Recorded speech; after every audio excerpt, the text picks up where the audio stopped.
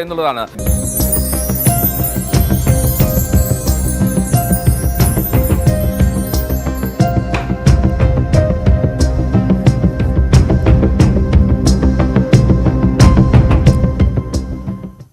നമസ്കാരം, സ്വാഗതം. സകലമാന കേരളത്തിലേക്ക് നോക്കാം പ്രധാന വാർത്തകൾ. പാലക്കാട് കൊട്ടേക്കാട് കാട്ടാനാക്രമണത്തിൽ മാധ്യമപ്രവർത്തകന് ദാരുണാന്ത്യം. മരിച്ചത് Mathrubhumi news cameraman AV Mukesh. ആക്രമണം കാട്ടാനക്കൂട്ടത്തിന്റെ ദൃശ്യം പകർത്തുന്നതിനിടെ. കൊടും ചൂടിൽ ഇടുക്കിയിൽ കാർഷിക വിളകൾ വ്യാപകമായി നശിച്ചു. കട്ടപ്പനയിൽ 7000-ഓളം മീൻ കുഞ്ഞുങ്ങൾ ചത്തു. സർക്കാർ സഹായം തേടി കർഷകർ. കോഴിക്കോട് താമരശ്ശേരിയിൽ ടിപ്പർ ഇടിച്ച അച്ഛനും മകൾക്കും പരുക്ക്.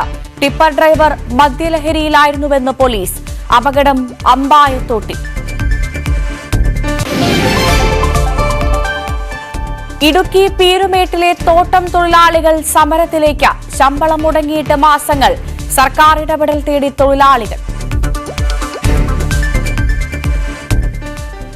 വിശദമായ വാർത്തകൾ നോക്കാം. Mathrubhumi news cameraman AV Mukesh അന്തരിച്ചു. പാലക്കാട് കൊട്ടേക്കാട് കാട്ടാനയുടെ ആക്രമണത്തിലായിരുന്നു മരണം. 34 വയസ്സായിരുന്നു. കാട്ടാനക്കൂട്ടം പുഴ മുറിച്ചു കടക്കുന്നതിന്റെ ദൃശ്യം പകർത്തുന്നതിനിടെയായിരുന്നു ആക്രമണം. പാലക്കാട് ജില്ലാ ആശുപത്രിയിൽ എത്തിച്ചെങ്കിലും ജീവൻ രക്ഷിക്കാനായില്ല. വിനേഷ് കുമാർ വാർത്തയുടെ വിശദാംശങ്ങളുമായി ചേരും. വിനേഷ്, നമ്മുടെയൊക്കെ സഹപ്രവർത്തകനാണ്. വളരെ ദാരുണമായൊരു മരണവിവരമാണ് പുറത്തുവരുന്നത്. എങ്ങനെയായിരുന്നു ഈ ഒരു അപകടം ഉണ്ടായത്?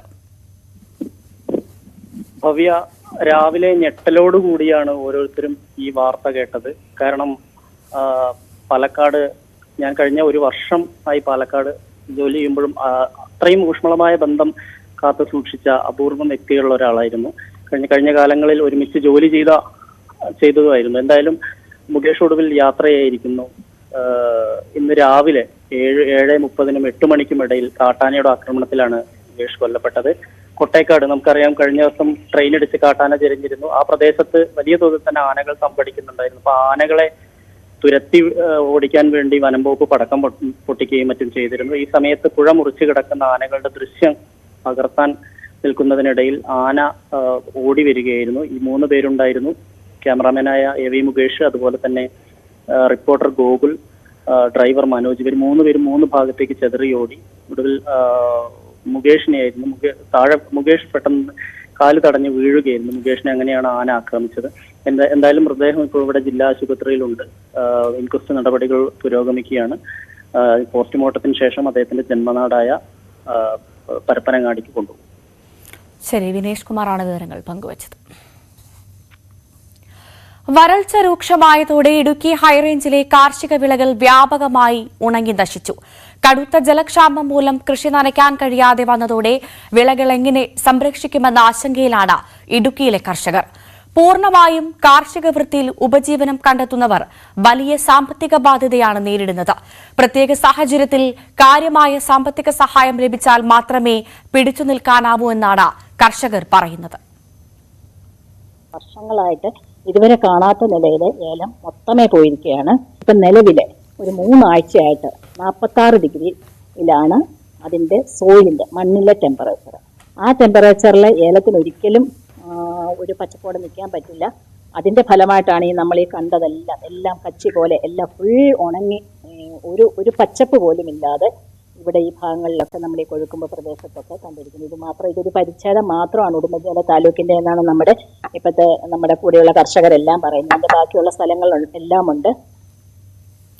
കടുത്ത ചൂട് മത്സ്യകൃഷിയെയും ബാധിച്ചു. ഇടുക്കി കട്ടപ്പന വള്ളക്കടവിൽ മത്സ്യക്കുഞ്ഞുങ്ങൾ ചത്തുപൊങ്ങി. കർഷകനായ കപ്പലുമാക്കൽ വിൽസൺ വളർത്തിയിരുന്ന മത്സ്യക്കുഞ്ഞുങ്ങളാണ് ചത്തത്. ഫിഷറീസ് വകുപ്പ് നൽകിയ 12,000-ഓളം ഗിഫ്റ്റ് തിലോപ്പിയ ഇനത്തിൽപ്പെട്ട മത്സ്യക്കുഞ്ഞുങ്ങളെയാണ് വളർത്തിയത്. ഇവയിൽ 7,000-ഓളം നഷ്ടമായി. കഴിഞ്ഞ ആഴ്ച മുതൽ ഇങ്ങനെ ഒരു 100 എണ്ണം ഡെയിലി ഈ ചത്ത് പൊങ്ങുന്നുണ്ടായിരുന്നു. ഇന്നാണ് ഇപ്പോൾ ഏറ്റവും കൂടുതൽ ഇങ്ങനെ മൊത്തത്തിൽ ഒന്നിച്ച് പൊങ്ങിയത്. മൊത്തം ഒരു 17,000 കുഞ്ഞുങ്ങളിൽ പോയിട്ടുണ്ട്. ബാക്കി കുറച്ചുകൊല്ലം അടി കാണുമായിരിക്കും. ഒന്നും ഞാൻ കാണുന്നില്ല. ഇപ്പം നഷ്ടം ഈ കുഞ്ഞുങ്ങളെ ഇറക്കി തന്ന ഫിഷറീസാണ്. തീറ്റ കൊടുത്തുള്ള നഷ്ടമുള്ളൂ. ഒരു 50,000 രൂപയുടെ തീറ്റയൊക്കെ വാങ്ങിച്ചു കൊടുത്തിട്ടുണ്ട്. തീറ്റ വാങ്ങിച്ചൊക്കെ ഇനി ഇരിക്കുക. കൃഷികളെല്ലാം നാശത്തിലേക്ക് പോയിക്കൊണ്ടിരിക്കുകയാണ്. 3 മാസത്തിലധികമായി ശമ്പളം മുടങ്ങിയതോടെ ഇടുക്കി പീരുമേട്ടിലെ തോട്ടം തൊഴിലാളികൾ സമരത്തിലേക്ക്. പോപ്സ് കമ്പനിയുടെ ഉടമസ്ഥതയിലുള്ള തേയിലത്തോട്ടത്തിലാണ് തൊഴിലാളികൾ ദുരിതം നേരിടുന്നത്. നിലവിൽ ദിവസേന 2 മണിക്കൂർ തൊഴിലുപേക്ഷിച്ച് സമരത്തിലാണ് തൊഴിലാളികൾ. സ്കൂൾ തുറക്കാറായതോടെ ആശങ്കയിലാണ് ഈ തൊഴിലാളികൾ. കുട്ടികളുടെ വിദ്യാഭ്യാസം അടക്കം പ്രതിസന്ധിയിലാകുന്ന അവസ്ഥയാണ്. സർക്കാർ തല ഇടപെടൽ തേടുകയാണ് തൊഴിലാളികൾ. നമ്മളെ കൊണ്ട് പറ്റുന്നത് ആഴ്ച 3 ദിവസമെങ്കിൽ 3 ദിവസം നമ്മുടെ പിള്ളേരെ രക്ഷപ്പെടുത്തണ്ടേ. കമ്പനി നോക്കിയിട്ടുണ്ട് കാര്യമില്ല. 300 രൂപ ചിലവാശി ഈ കാലത്ത് വെച്ച് കഴിയാൻ പറ്റുമോ? കഴിയാൻ പറ്റുന്നില്ല. വലിയ പാടാണ്. അത് കൃത്യമായിട്ട് തരുവാണെങ്കിൽ കുഴപ്പമില്ലായിരുന്നു. അതും തരുന്നില്ല. അത് 1 മാസം 2 മാസം കൂടുമ്പോഴാണ് ആ 300 രൂപ ചിലവാശി കഴിയുന്നത്. പിന്നെ എങ്ങനെ കഴിയാൻ പറ്റുന്നത്? പുറത്ത് ഒരു 3 ദിവസം ഒരാഴ്ചയൊക്കെ പോകും. ചിലപ്പോൾ ഇവിടെ തന്നെ കാണും. ചിലപ്പോൾ ഇച്ചിരി ദൂരെയൊക്കെ വിളിച്ചുകൊണ്ട് പോകും മേശരിമാർ. ഒരാഴ്ചക്ക് മുമ്പ് വീട്ടിൽ വരും. പിന്നെ കമ്പനി പോകാൻ പറ്റുമെന്ന് പോകും. എൻ്റെ വീട്ടിൽ തന്നെ ഇരിക്കും. അങ്ങനെയൊക്കെ കഴിഞ്ഞ് പോയിക്കൊണ്ടിരിക്കുന്നത്. വലിയ ബുദ്ധിമുട്ടില്ല. ഞങ്ങൾ ഇത് പോപ്സ് കമ്പനിയാണ്. ഇത് ലൈൻസൊക്കെ വളരെ മോശമാണ്. ശമ്പളം കിട്ടിയിട്ട് നമുക്കിപ്പോൾ ചെയ്യുന്നത് 3ാമത് മാസമാണ്. ചിലവ് കാശ് കൃത്യമായിട്ട് ആഴ്ചയിൽ ചിലവ് കാശ് കിട്ടുന്നില്ല. നമുക്ക് ശമ്പളം കിട്ടുന്നില്ല. മാസം തോറും കുടിശ്ശ കിട്ടുന്നില്ല. അത് ലീവ് കാശ് കിട്ടുന്നില്ല. ഒത്തിരി വളരെ ദുരിതത്തിലാണ്. അത് കൈക്കാശ് ചെയ്യുന്നവർക്ക് 5-6 മാസമായി. അതില്ലാതെ സർക്കാരിൽ നിന്ന് നമുക്ക് പെൻഷൻ പോലും ഞങ്ങൾക്ക് കിട്ടുന്നില്ല. അതേ ഇലക്ഷൻ സമയത്ത് 2 മാസം പെൻഷൻ കിട്ടി. ഇനി ഞങ്ങൾക്ക് 7 മാസത്തെ പെൻഷൻ കിട്ടാനുണ്ട്. ഇനി പെൻഷൻ കിട്ടുമെന്ന് ഞങ്ങൾക്ക് ഉറപ്പുമില്ല. ഈ കമ്പനിയുടെ അവസ്ഥയും ഇങ്ങനെ തന്നെയാണ് പോകുന്നത്. കൃത്യസമയത്ത് പോപ്സുകാർ നമ്മൾ ചോദിക്കുമ്പോൾ കൃത്യസമയം പോലും പറയുന്നില്ല. സമയം പറയാൻ പോലും അവർ തയ്യാറാകുന്നില്ല. നമ്മളെ കൊണ്ട് പറ്റുന്നത് തൃശൂർ അകമല കുഴിയോട് ജനവാസ മേഖലയിൽ കാട്ടാനകൾ ഇറങ്ങി വ്യാപകമായി കൃഷി നശിപ്പിച്ചു. പുലർച്ചെ 5 മണിയോടെയായിരുന്നു സംഭവം. വാഴകൃഷികൾ നശിപ്പിച്ച കാട്ടാനകൾ പ്ലാവിലെ ചക്കകളും ഭക്ഷിച്ചാണ് മടങ്ങിയത്. നാട്ടുകാർ വനംവകുപ്പ് അധികൃതരെ വിവരമറിയിച്ചു. സ്ഥലത്തെത്തിയ വനപാലകരും നാട്ടുകാരും ചേർന്ന് പടക്കം പൊട്ടിച്ചും പാട്ടകൊട്ടിയും ആനകളെ കാടുകയറ്റുകയായിരുന്നു. മേഖലയിൽ കാട്ടാന ശല്യം രൂക്ഷമാണ്.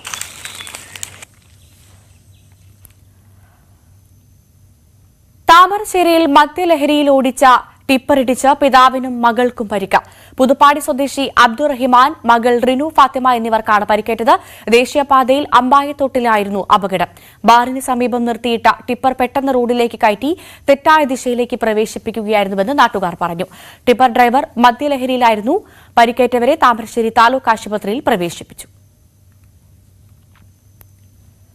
പാലക്കാട് കടുത്ത ചൂട് തുടരുന്ന സാഹചര്യത്തിൽ നിയന്ത്രണങ്ങൾ നീട്ടിയേക്കും. വിദ്യാഭ്യാസ സ്ഥാപനങ്ങൾ പ്രവർത്തിക്കുന്നതിനുൾപ്പെടെ ഇന്ന് വരെയാണ് നിയന്ത്രണം ഏർപ്പെടുത്തിയിട്ടുള്ളത്. രാവിലെ 11 മുതൽ ഉച്ചയ്ക്ക് ശേഷം 3 വരെ പുറം ജോലിയിൽ ഏർപ്പെടുന്നതിനുള്ള നിയന്ത്രണവും തുടരും. ശക്തമായ വേനൽ മഴ ലഭിച്ചാൽ മാത്രമേ നിലവിലെ നിയന്ത്രണം ഒഴിവാക്കുകയുള്ളൂ. കടുത്ത ഉഷ്ണം പാലക്കാട്ടെ ജനജീവിതത്തെ കടുത്ത ദുരിതത്തിലാക്കിയിരിക്കുകയാണ്. സംസ്ഥാനത്ത് കൊടും ചൂട് തുടരുന്നതിനിടെ ഇന്ന് 2 ജില്ലകളിൽ മഴ മുന്നറിയിപ്പ്.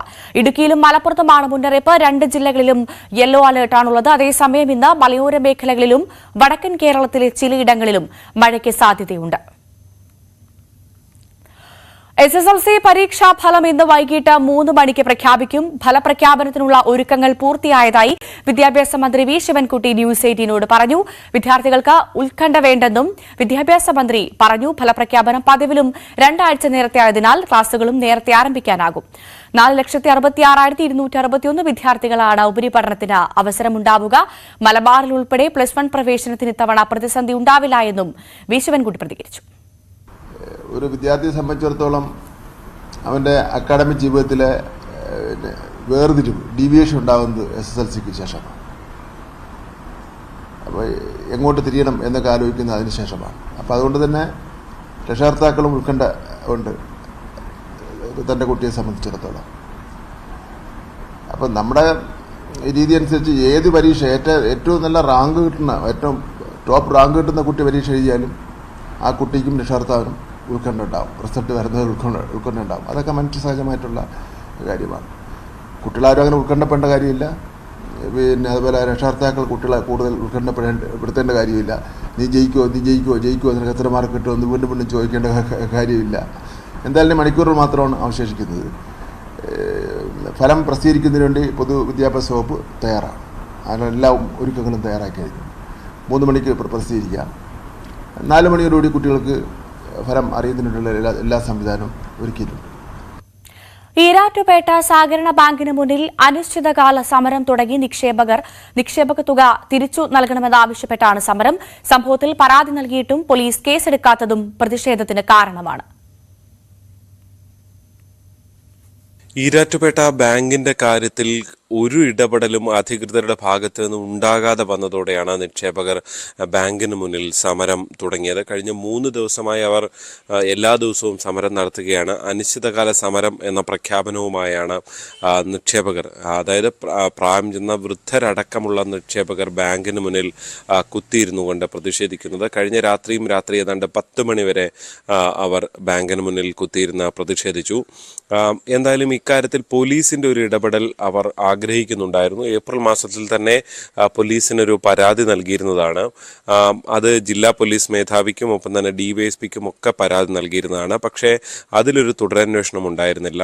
ഏറ്റവും ഒടുവിൽ ഇതോടെ കഴിഞ്ഞ ആഴ്ച ജില്ലാ പോലീസ് മേധാവി K. കാർത്തിക്കിനെ നേരിട്ട് കണ്ട ഈ സമരക്കാർ ഇതിൽ കേസ് എടുക്കണം, FIR രജിസ്റ്റർ ചെയ്യണമെന്ന ആവശ്യം മുന്നോട്ട് വെച്ചതാണ്. അതിനൊരു പ്രധാന കാരണം ED അന്വേഷണത്തിന് ഉൾപ്പെടെ ഇവർ പരാതി നൽകിയിട്ടുണ്ട്. പക്ഷേ കേരളത്തിലൊരു FIR ഇല്ലാത്ത കേസിൽ ED അന്വേഷണം സാധ്യമല്ല എന്ന നിലപാടാണ് അവർ ചൂണ്ടിക്കാട്ടുന്നത്. അതുകൊണ്ട് തന്നെ ഇന്നലെയൊക്കെ മൊഴി രേഖപ്പെടുത്താനായി ഇവരെ വിളിച്ചിരുന്നെങ്കിലും തുടർന്നൊരു കേസ് എടുക്കുന്ന നിലയിലേക്ക് കാര്യങ്ങൾ എത്തിയിട്ടില്ല എന്നുള്ളതാണ് നിക്ഷേപകരെ സംബന്ധിച്ച് ഏറ്റവും ബുദ്ധിമുട്ടാകുന്ന ഒരു കാര്യം. സഹകരണ വകുപ്പും യാതൊരു തരത്തിലുള്ള തുടരന്വേഷണ നടപടികളിലേക്ക് പോകുന്നില്ല എന്നുള്ളത് അവരെ ബുദ്ധിമുട്ടിലാക്കുന്നുണ്ട്. പ്രത്യേകിച്ച് ഏതാണ്ട് 10 കോടിയോളം രൂപ അനധികൃതമായി വായ്പ നൽകി എന്നതാണ് ഈ നിക്ഷേപകർ ചൂണ്ടിക്കാട്ടുന്നത്. അതുകൊണ്ടാണ് ആ പണം തിരികെ വരുന്നില്ല. അതുകൊണ്ടാണ് ഈ ഒരു പ്രതിസന്ധി ആ ബാങ്കിൽ ഉണ്ടാകുന്നത് എന്നാണ് അവർ എടുത്ത് പറയുന്നത്. എന്തായാലും ബാങ്കിന് മുന്നിലെ ഈ പ്രതിഷേധം അത് എത്ര നാൾ വേണമെങ്കിലും തുടരുന്ന നിലയിലേക്കാണ് തങ്ങൾ സമരം ആസൂത്രണം ചെയ്തിരിക്കുന്നത് എന്നാണ് സമരക്കാർ പറയുന്നത്. കോഴിക്കോട് നരിപ്പറ്റയിലെ അക്ഷയുടെ മരണത്തിൽ അന്വേഷണം കാര്യക്ഷമമല്ലെന്ന് ബന്ധുക്കൾ. മൃതദേഹം വീണ്ടും പോസ്റ്റ്മോർട്ടം നടത്തണമെന്നും അന്വേഷണം ക്രൈംബ്രാഞ്ചിന് കൈമാറണമെന്നും ബന്ധുക്കളും ആക്ഷൻ കമ്മിറ്റി ഭാരവാഹികളും ആവശ്യപ്പെടുന്നു. നാദാപുരം MET കോളേജ് വിദ്യാർത്ഥിയായിരുന്ന അക്ഷയെ ഏപ്രിൽ 14-നാണ് വാളൂക്ക് പുഴയോരത്ത് മരിച്ച നിലയിൽ കണ്ടെത്തിയത്. നിലവിലെ അന്വേഷണത്തിൽ തൃപ്തരല്ലെന്നും കുടുംബം പറയുന്നു. സംഭവത്തിൽ ഗവർണർ, മുഖ്യമന്ത്രി, പ്രതിപക്ഷ നേതാവ്, DGP, കളക്ടർ ഉൾപ്പെടെയുള്ളവർക്ക് പരാതി നൽകിയിട്ടുണ്ട്. പെങ്ങളുടെ മകനാണ് അക്ഷയ് ഇങ്ങനെ മരണപ്പെട്ടതിൽ പോലീസിൻ്റെ ഭാഗത്ത് നിന്ന് ഞങ്ങൾ ഒരുപാട് കാരണങ്ങൾ, സാഹചര്യ തെളിവുകളും ഒരുപാട് കാരണങ്ങളും പോലീസിൻ്റെ ഉദ്യോഗസ്ഥന്മാർക്ക് കാണിച്ചു കൊടുത്തിട്ടും അവരെ ഭാഗത്ത് നിന്ന് ഞങ്ങൾ ഇതിൻ്റെ ഭാഗമായിട്ട് ഞങ്ങൾക്ക് നീതി കിട്ടാനുള്ള ഒരു അന്വേഷണമായിട്ടല്ല കാണുന്നത്.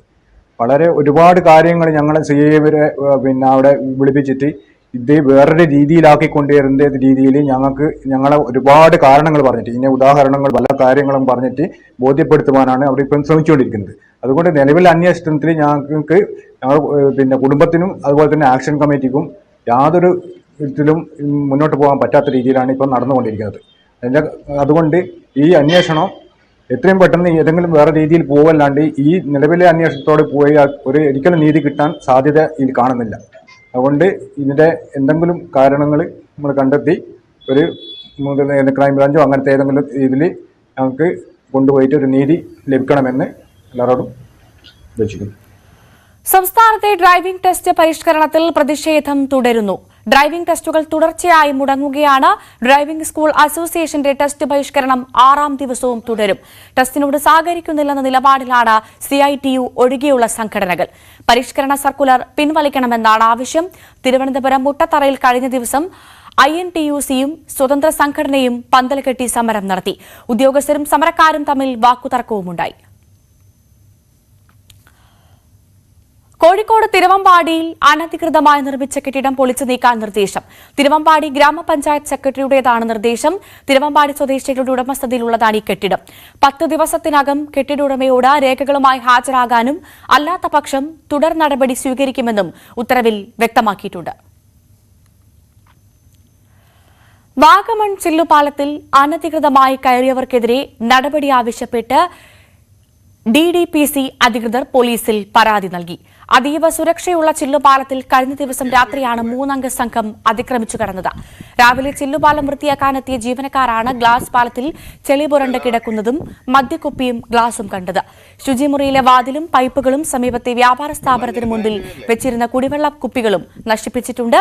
3-അംഗ സംഘമാണ് നാശം വരുത്തിയതെന്ന് CCTV ദൃശ്യങ്ങളിൽ നിന്ന് വ്യക്തമാണ്.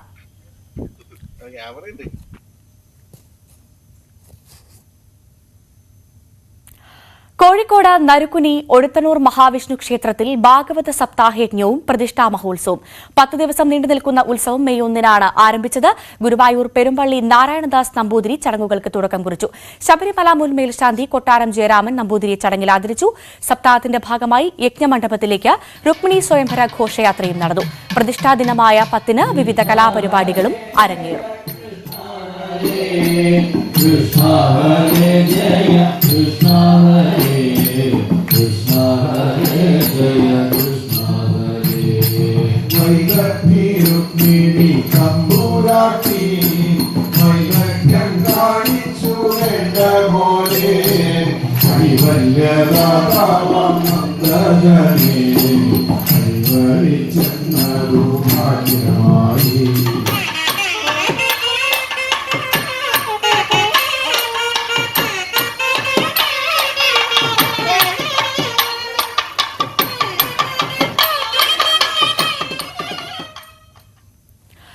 പാലക്കാട് കൊട്ടേക്കാട് കഴിഞ്ഞ മാസം ആന ചരിഞ്ഞത് ട്രെയിൻ ഇടിച്ചല്ലെന്ന വനം വകുപ്പിന്റെ വാദം പൊളിയുന്നു. ഏപ്രിൽ മാസത്തിൽ റെയിൽ പാളത്തിന് സമീപം പരിക്കേറ്റ നിലയിൽ കണ്ടെത്തിയ കാട്ടാന ചരിഞ്ഞത് ട്രെയിൻ ഇടിച്ചെന്ന വിവരാവകാശ രേഖകൾ. 2018 മുതൽ ഇതുവരെ 8 ആനകളാണ് പാലക്കാട് കോയമ്പത്തൂർ റൂട്ടിൽ ട്രെയിൻ ഇടിച്ച് ചരിഞ്ഞതെന്നും രേഖകൾ വ്യക്തമാക്കുന്നു.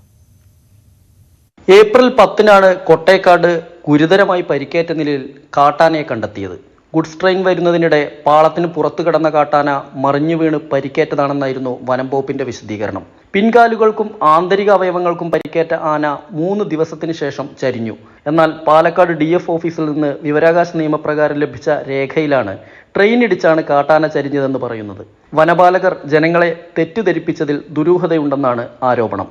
വാളയാർ റെയിൽവേ ട്രാക്കിൽ 2018 മുതൽ 15/4/2024 വരെ 7 ആനകൾ ട്രെയിൻ ഇടിച്ച് ചെരിഞ്ഞു എന്നാണ് വിവരാവകാശ പ്രകാരം വനം വകുപ്പ് നൽകിയ മറുപടി.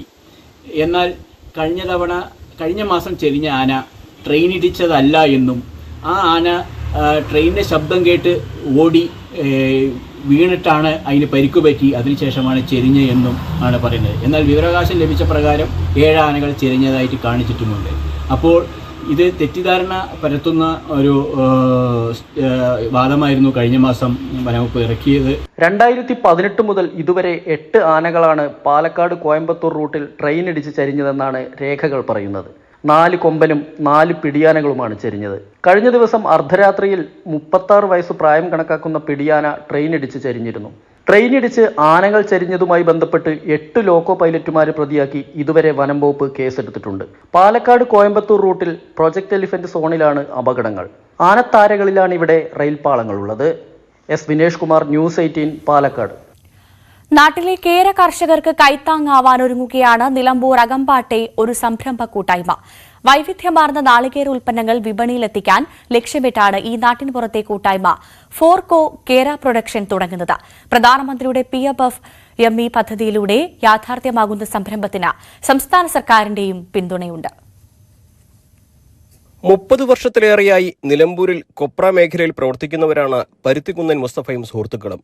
പുതിയ സംരംഭം നാട്ടിലെ കേര കർഷകർക്ക് കൂടി സഹായമാകണമെന്ന ലക്ഷ്യത്തോടെയാണ് മുസ്തഫ നീലങ്ങാടൻ ഉമ്മർ, മുസ്തഫ പെരുമ്പള്ളി, ഫൈസൽ മംഗലശ്ശേരി, സിദ്ദിഖ് പുതിയടത്ത് എന്നിവർക്കൊപ്പം ഫോർകോ കേരള പ്രൊഡക്ഷൻ തുടങ്ങിയത്. പ്രധാനമന്ത്രിയുടെ PMFME പദ്ധതിയിലൂടെ ലഭിച്ച 40 ലക്ഷം രൂപയുടെ ധനസഹായത്തോടെയാണ് യൂണിറ്റ് ആരംഭിച്ചിട്ടുള്ളത്. ആദ്യഘട്ടത്തിൽ ഫിൽറ്റർ ചെയ്ത വെളിച്ചെണ്ണയാണ് ഇവരുടേതായി വിപണിയിലെത്തുക. നാളികേരം വെട്ടി കൊപ്ര ആക്കുന്നത് മുതൽ ഫിൽറ്റർ ചെയ്ത് വെളിച്ചെണ്ണ പാക്കറ്റുകളിലും കുപ്പികളിലും നിറച്ച് വിൽപ്പനയ്ക്ക് തയ്യാറാക്കുന്നതുവരെയുള്ള എല്ലാ സംവിധാനങ്ങളും സജ്ജമാണ്. ഒരു ദിവസം 60,000 നാളികേരം വീതമാണ് വെളിച്ചെണ്ണയ്ക്കായി ആവശ്യം വരിക.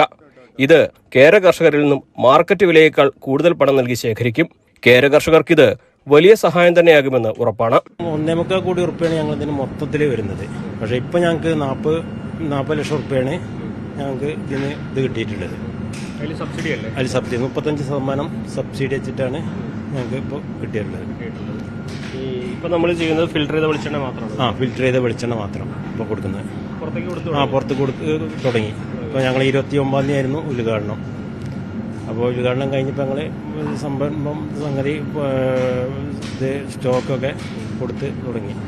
വെളിച്ചെണ്ണയ്ക്ക് പുറമെ തേങ്ങാപ്പാൽ, തേങ്ങാപ്പൊടി, വിനാഗിരി, വിർജിൻ ഓയിൽ എന്നിവയും ഘട്ടം ഘട്ടമായി യൂണിറ്റിൽ നിന്നും പുറത്തിറക്കാനാണ് ഇവരുടെ ലക്ഷ്യം. ന്യൂസ് 18 മലപ്പുറം. തേനീച്ച വളർത്തലിൽ മികച്ച വിജയം നേടുകയാണ് ഇടുക്കി ഉപ്പുതറ സ്വദേശി ബിബിൻ. തേനീച്ച കൃഷിയുടെ ഭാഗമായി തുടങ്ങിയ ജബോട്ടിക്കാബ എന്ന മരമുന്തിരി കൃഷിയും ഈ യുവ കർഷകന് ഇപ്പോൾ പ്രധാന വരുമാന മാർഗമാണ്. പഠനകാലത്തും പിതാവ് ബേബിയുടെ കാർഷിക വൃത്തിയിൽ സഹായിയായിരുന്നു ഉപ്പുതറ ആശുപത്രിപ്പടി കണ്ണംപ്ലാക്കൽ ബിബിൻ. അതിനിടെയാണ് തേനീച്ച വളർത്തലിനോട് കമ്പം തോന്നിയത്. ചെറിയ തോതിൽ തേനീച്ച കൃഷി തുടങ്ങി. ഈച്ചകൾക്ക് പൂമ്പൊടി ശേഖരിക്കാൻ വിവിധയിനം ചെടികൾ നട്ടുവളർത്തി. എങ്കിലും വർഷകാലത്ത് ചെടികൾ പൂവിടാത്തതിനാൽ ഈച്ചകൾക്ക് ആഹാരമില്ലാതാകും. അങ്ങനെയിരിക്കെയാണ് ഏതു സമയത്തും പൂക്കൾ വിരിയുന്ന ജബോട്ടിക്കാബ എന്ന ബ്രസീലിയൻ മരമുന്തിരിയെക്കുറിച്ചറിഞ്ഞത്. മറ്റു ജില്ലകളിൽ നിന്ന് വിവിധതരം മരമുന്തിരി തൈകൾ വാങ്ങി. ബ്രാക്കോഡോസി, ബ്രാക്കമൻ, റെഡ് ഹൈബ്രിഡ്, മെക്സിക്കൻ വൈറ്റ് തുടങ്ങിയ 150-ലധികം ഇനം മരമുന്തിരി ചെടികൾ ഇപ്പോൾ ബിബിന്റെ നഴ്സറിയിലുണ്ട്. ചെടികൾ കൂടിയതനുസരിച്ച് തേനീച്ച യൂണിറ്റുകളും വർദ്ധിപ്പിച്ചു. ഇപ്പോൾ വൻ തേനും ചെറുതേനുമായി 420 പെട്ടി ഈച്ചകളുണ്ട്. സമീപത്തെ കർഷകരുടെ ഏലത്തോട്ടങ്ങളിലാണ് ബിബിന്റെ തേനീച്ച പെട്ടികൾ. ഈച്ചകൾ പരാഗണം നടത്തുന്നതിനാൽ കർഷകർക്കും ഇത് സഹായമാണ്. കൂടുതൽ ഉൽപാദനമുണ്ടാകും. ഇത് ജബോട്ടിക്കാബ എന്ന് പറയുന്ന ഇനങ്ങളാണ് ഈ കാണുന്നത്. ഇത് പല ഇനങ്ങളുണ്ട്. ഇത് സബാറ തൊട്ട് പല ഇനങ്ങളുണ്ട്. സബാറയാണ് കുറച്ചുകൂടെ ഏറ്റവും താമസിച്ച് കഴിക്കുന്നൊരു, ഇതിലും സബാറയെക്കാട്ടി താമസിച്ച് കഴിക്കുന്ന ഇനങ്ങളും ഉണ്ട് നമ്മുടെ കയ്യിൽ. പിന്നെ അതൊക്കെ ഒരു 8 വർഷമൊക്കെ ആവും. പിന്നെ ഇതിൽ ഒത്തിരി ഹൈബ്രിഡുകളുണ്ട്. റെഡ് ഹൈബ്രിഡ്, എസ്കാർലെറ്റ്, ബ്രാങ്ക, പിന്നെ ജയന്റ് ബ്രാങ്ക മെല്ല്, സോണാടി മാറ്റ, അങ്ങനെ ഒത്തിരി ഹൈബ്രിഡുകളുണ്ട്. ഹൈബ്രിഡുകൾ നമ്മൾ ചൈനയിലൊക്കെ കൃഷിയായിട്ടൊക്കെ, ചൈനയിലെ ബ്രസീലിലൊക്കെ ഏക്കർ കണക്കിന് കൃഷിയായിട്ട് ചെയ്യുന്നതൊക്കെ. 1 കിലോ ചെറുതേനിന് 6500 രൂപയും വൻ തേനിന് 1000 രൂപയും കിട്ടുന്നുണ്ടെന്ന് ബിബിൻ പറയുന്നു. ചെടിയിലുണ്ടാകുന്ന മരമുന്തിരി പഴങ്ങളിലെ വിത്ത് പാകി കിളിർപ്പിച്ച് ചെടികളാക്കി വിൽക്കുന്നുമുണ്ട്. 150 രൂപ മുതൽ 3000 രൂപ വരെ വിലയുള്ള വിവിധ ഇനം തൈകളാണ് ബിബിന്റെ നഴ്സറിയിലുള്ളത്. തേനും ചെടിയും വിൽക്കുന്നതിലൂടെ 7 ലക്ഷം രൂപ വരെ ഒരു വർഷം കിട്ടുന്നുണ്ട്. തേനിനും മരമുന്തിരി തൈകൾക്കും ആവശ്യക്കാരേറി വരുന്നുണ്ടെന്നും കേരളത്തിലെ മണ്ണിന്റെ ഘടന മരമുന്തിരി കൃഷിക്ക് അനുയോജ്യമാണെന്നും ബിബിൻ പറഞ്ഞു. മരമുന്തിരിയുടെ 1000-ലധികം ഇനങ്ങളുണ്ട്. ഭാവിയിൽ ഇതെല്ലാം തന്റെ നഴ്സറിയിലെത്തിക്കണം. പഴങ്ങൾ ജാം കമ്പനികൾക്ക് നൽകി കൂടുതൽ വരുമാനമുണ്ടാക്കണം. ഇതൊക്കെയാണ് ഈ ചെറുപ്പക്കാരന്റെ ലക്ഷ്യം. ന്യൂസ് 18 ഇടുക്കി. കാസർകോട് തൃക്കരിപ്പൂർ നടക്കാവ് MRC കൃഷ്ണൻ സ്മാരക ഇൻഡോർ സ്റ്റേഡിയം നിർമ്മാണം അവസാനഘട്ടത്തിൽ. സ്റ്റേഡിയത്തിന്റെ 80% പണിയും പൂർത്തിയായി. കായിക രംഗത്ത് മികവ് തെളിയിക്കുന്ന താരങ്ങൾക്ക് ഉന്നത നിലവാരത്തിലുള്ള പരിശീലന സൗകര്യം ഉറപ്പുവരുത്തുക, അന്തർദേശീയ നിലവാരത്തിലുള്ള വിവിധ കായിക ഇനങ്ങളിൽ പരിശീലനം നടത്താൻ സൗകര്യം സജ്ജമാക്കുക എന്നീ ഉദ്ദേശത്തോടെയാണ് സ്റ്റേഡിയം നിർമ്മിക്കുന്നത്. കിറ്റ്കോ ലിമിറ്റഡ് ആണ് പദ്ധതി നടപ്പിലാക്കുന്നത്. കോഴിക്കോട് ആസ്ഥാനമായ മാപ്സ് ഗ്ലോബൽ കൺസ്ട്രക്ഷൻ കമ്പനിക്കാണ് നിർമ്മാണ ചുമതല. ഇൻഡോർ സ്റ്റേഡിയത്തിലെ മരത്തിലുള്ള നിലമൊരുക്കൽ, ഇന്റർലോക്ക് പാകൽ തുടങ്ങിയ പ്രവൃത്തിയാണ് ഇനി ബാക്കിയുള്ളത്. Basketball, badminton, volleyball, table tennis എന്നീ കായിക ഇനങ്ങളുടെ പരിശീലനവും മത്സരവും നടത്താൻ സാധിക്കുന്നതാണ് മൾട്ടിപർപ്പസ് ഇൻഡോർ സ്റ്റേഡിയം. ഗാലറി, കളിക്കാർക്കുള്ള മുറി, technical officers room, media room, conference hall, ഡോർമെറ്ററികൾ തുടങ്ങിയ സൗകര്യങ്ങളും ഉൾപ്പെടുത്തിയിട്ടുണ്ട്.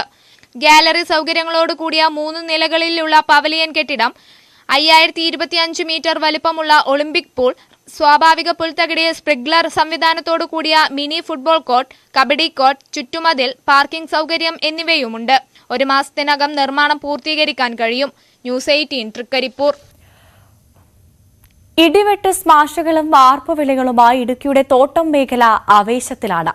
കടുത്ത ചൂടിനെ അവഗണിച്ച് കൈപ്പന്ത് കളിയുടെ മത്സരച്ചൂടിലാണ് പീരുമേട്ടിലെ ഉൾനാടൻ ഗ്രാമമായ മേലഴുത.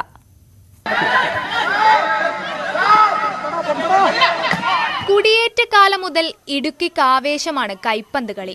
ചെറുമൈതാനങ്ങൾ മുതൽ ഉയരുന്ന കളിക്കമ്പം, ഭൂരിഭാഗവും തോട്ടം തൊഴിലാളികൾ താമസിക്കുന്ന മേലഴുതയിലെ യുവജന കൂട്ടായ്മയായ ബ്രദേഴ്സ് ക്ലബിന്റെ നേതൃത്വത്തിൽ വോളിബോൾ ടൂർണമെന്റ് പൊടിപൊടിക്കുകയാണ്. ടൂർണമെന്റ് നടത്തുന്നത് ഇവിടെ തൊഴിലാളികളുടെയും കുട്ടികളുടെയും കൂടെ സഹകരണത്തോടു കൂടിയാണ് നടത്തുന്നത്. പ്രത്യേകിച്ച് ഒരു ക്ലബ്ബുണ്ട് ഇവിടുത്തെ, ഈ ബ്രദേഴ്സ് ആർട്സ് ആൻഡ് ഫുട്ബോൾ ക്ലബ്ബാണ് ഈ ക്ലബ്ബ്. അതാണ് അവരുടെ ഭാരവാഹികളാണ് ഇത് നടത്തിക്കൊണ്ട് പോകുന്നത്. നല്ല രീതിയിൽ നടത്താൻ നാട്ടുകാർ ഒത്തിരി സഹായിച്ചിട്ടുണ്ട്, എസ്ഐ തൊഴിലാളികൾ സഹായിച്ചിട്ടുണ്ട്. കൊച്ചുകുട്ടികളെ ഏറ്റവും കൂടുതൽ കൊച്ചുകുട്ടികളാണ് ഈ ഗ്രൗണ്ട് നന്നാക്കാനും മറ്റേ ടൂർണമെന്റ് നടത്താൻ വേണ്ടി ഏറ്റവും കൂടുതൽ സഹായിച്ചിട്ടുള്ളത്. തമിഴ്നാട്ടിലും കേരളത്തിലും ഏറ്റവും നല്ല കളിക്കാരെ, നല്ല ടീമുകളെ കൊണ്ടുവന്നാണ് കളിപ്പിക്കുന്നത്. ഒത്തിരി സ്പോൺസർമാരുണ്ട്. അവർ ഈ കളിക്കാരെ കൊണ്ടുവരുന്നതിന് സ്പോൺസർമാരുണ്ട്. അവരും കൂടെ സ്പോൺസർ ചെയ്തിട്ടാണ് ഈ കളിക്കുന്നത്.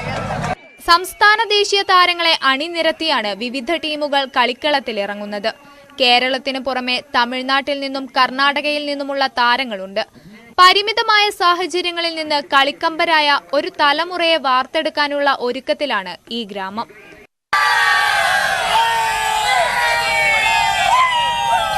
ന്യൂസ് 18 ഇടുക്കി. സൂര്യകാന്തി പൂക്കളുടെ ഭംഗിയും മനോഹാരിതയും ആരെയും ആകർഷിക്കുന്നതാണ്. ഈ മനോഹര കാഴ്ച ഇപ്പോൾ അടൂരിലും കാഴ്ചക്കാരുടെ മനം കവരും. കടുത്ത വേനലിലും സൂര്യകാന്തി പൂക്കളുടെ ഭംഗി ആസ്വദിക്കാനായി നിരവധി പേരാണ് അടൂരിലെ സൂര്യകാന്തി പാടത്തെത്തുന്നത്.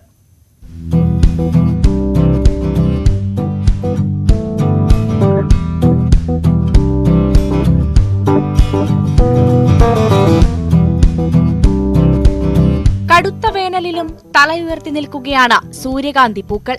കൊട്ടാരക്കര MC റോഡിലെ ഏനാത്ത് പാലത്തിന് സമീപത്താണ് സൂര്യകാന്തി വസന്തം. നിരവധി പേരാണ് ഈ കാഴ്ച കാണാൻ എത്തുന്നത്. ഊട്ടിയിലും അവിടെ ഇവിടെയൊക്കെ പോയി കാണുന്ന പോലുള്ള ഒരു നല്ല ഒരു രസമായിട്ടാണ് തോന്നുന്നത്. പിന്നെ ഇവിടെ അടുത്ത് ഇങ്ങനൊരു സൂര്യകാന്തി വന്നതിൽ നമുക്ക് കാണാനൊരു നല്ലൊരു കൗതുകമായത്. മുൻപ് സൂര്യകാന്തി പാടങ്ങൾ കാണാൻ മറ്റ് സംസ്ഥാനങ്ങളിലേക്കൊക്കെ പോകേണ്ടിയിരുന്നുവെങ്കിൽ ഇപ്പോൾ സൂര്യകാന്തി പൂക്കൾ നമ്മുടെ നാട്ടിലും സുലഭമാകുന്നുണ്ട്. ഫസ്റ്റ് ടൈം ആണ് ഇങ്ങനെ ഒരു സംഭവം കാണുന്നേക്ക്. അപ്പൊ അത്രയും സുന്ദരവാണ്ടിപുരത്ത് എത്രയും ദൂരത്ത് കാണാൻ പറ്റാത്തതുകൊണ്ട് ഇവിടെ വരുമ്പോൾ കാണുമ്പോൾ ഒരു ഭയങ്കര അത്ഭുതം. ഇത്രയും നിൽക്കുമ്പോൾ എല്ലാവർക്കും കൂടെ ഒരുമിച്ച് ഫോട്ടോ എടുക്കാനും സംഭവങ്ങൾ. ഞങ്ങൾ വന്നു, കുറെ നേരമായി ഫോട്ടോ ഒക്കെ എടുത്ത് എൻജോയ് ചെയ്യാൻ പറ്റിയ സ്ഥലം. തേവലപ്പുറം സ്വദേശി മനു, കല്ലട സ്വദേശി അനിൽ എന്നിവരുടെ നേതൃത്വത്തിലാണ് 3 ഏക്കറിൽ കൃഷി ഇറക്കിയത്. ഡ്രിപ്പ് ഇറിഗേഷൻ സംവിധാനത്തിൽ വെള്ളമെത്തിച്ചും ജൈവവളം ഉപയോഗിച്ചും പരിപാലിച്ചു. ജനങ്ങൾക്ക് നല്ല പച്ചക്കറി കൊടുക്കുക, വിഷരഹിതമായ പച്ചക്കറി കൊടുക്കുക എന്നുള്ളതാണ് നമ്മുടെ ലക്ഷ്യം. അതിൻ്റെ ഭാഗമായിട്ടാണ് നമ്മൾ ഈ സൂര്യകാന്തി കൃഷി ആളുകളെ ആകർഷിച്ച് ഞങ്ങളുടെ കൃഷിയെക്കുറിച്ച് ആളുകൾക്ക് മനസ്സിലാക്കാൻ, അവബോധമുണ്ടാക്കാനും കൂടുതൽ ആളുകൾ ഭക്ഷ്യ വസ്തുക്കൾ വാങ്ങുന്നതിന് വേണ്ടിയിട്ടുള്ള ഒരു സംരംഭമാണ് ഇവിടെ ആരംഭിച്ചിരിക്കുന്നത്. ഓണത്തിനുള്ള ജൈവ കൃഷി പ്രോത്സാഹിപ്പിക്കുന്നതിന്റെ ഭാഗമായാണ് ആദ്യഘട്ടത്തിൽ സൂര്യകാന്തി കൃഷി ചെയ്തത്. ന്യൂസ് 18 പത്തനംതിട്ട. സ്വർണം വെള്ളി നിരക്കുകൾ. കവിത ഗോൾഡ് ആൻഡ് ഡയമണ്ട്സ് ഇന്നത്തെ സ്വർണം വെള്ളി നിരക്കുകൾ നിങ്ങൾക്കായി സമർപ്പിക്കുന്നത്. വലിയ സ്വപ്നങ്ങൾ, വലിയ സന്തോഷങ്ങൾ, വലിയ collection. Kavitha gold and diamonds. സ്വർണം 22 ക്യാരറ്റ് ഗ്രാമിന് 6605, പവൻ 52,840. 18 ക്യാരറ്റ് ഗ്രാം സ്വർണത്തിന് 5515, പവന് 44,120. വെള്ളി ഗ്രാമിന് 88, കിലോയ്ക്ക് 88,000. കവിത ഗോൾഡ് ആൻഡ് ഡയമണ്ട്സ് ഇന്നത്തെ സ്വർണം വെള്ളി നിരക്കുകൾ നിങ്ങൾക്കായി സമർപ്പിക്കുന്നത്. വലിയ സ്വപ്നങ്ങൾ, വലിയ സന്തോഷങ്ങൾ, വലിയ collection. Kavitha gold and diamonds. ഈ വാർത്താ ബുള്ളറ്റിൻ പൂർണ്ണമാകുന്നു. നമസ്കാരം.